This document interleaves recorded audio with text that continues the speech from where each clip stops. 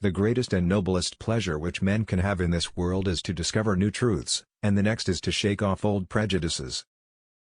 Nowadays it is seen as a shame to marry a girl who is a mother, who has never been married. I want to get rid of that prejudice. It has been said by a certain general, that the first object in the establishment of an army ought to be making provision for the belly, that being the basis and foundation of all operations.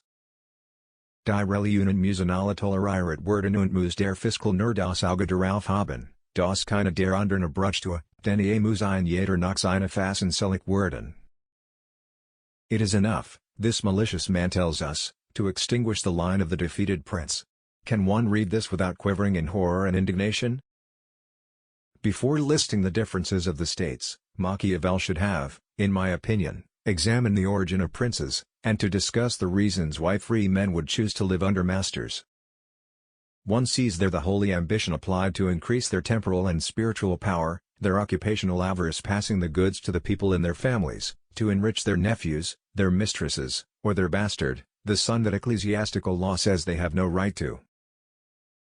We humans are foolish in many ways. We want to conquer all as if we had all time, as if our lives did not have any end. Thus, our real time passes too quickly, and often when one believes that they are working only for themselves, they are in fact working for unworthy or ungrateful successors.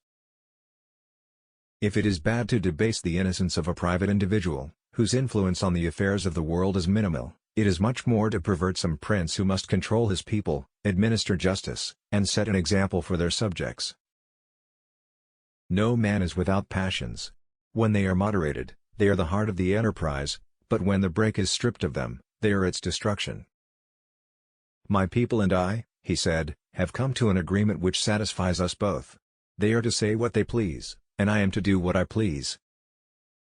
As to your Newton, I confess I do not understand his void and his gravity. I admit he has demonstrated the movement of the heavenly bodies with more exactitude than his forerunners, but you will admit it is an absurdity to maintain the existence of nothing.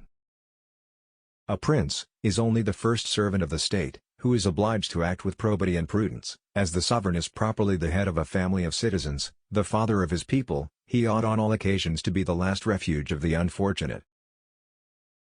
The floods which devastate regions, the fire of the lightning which reduces cities to ashes, the poison of the plague which afflicts provinces, are not as disastrous in the world as the dangerous morals and unrestrained passions of the kings.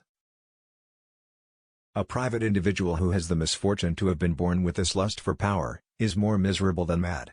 He is dull to the present, and exists only in future or imaginary times. Nothing in the world can satisfy him, and the drunken ambition which has mastered him always adulterates the softness of his pleasures with bitterness.